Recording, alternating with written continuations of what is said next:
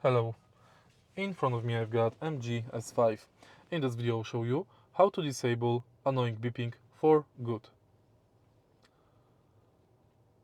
Nowadays cars are often equipped with plenty of safety systems that are causing constant beeping. To disable this function for good, let's go to CAR and MGPILOT. Now, disable all audible warnings.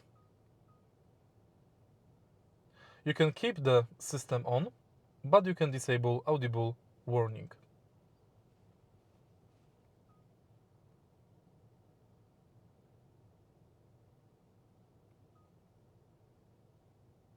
Now, once it's set, find MGPILOT Custom. Press and hold this button,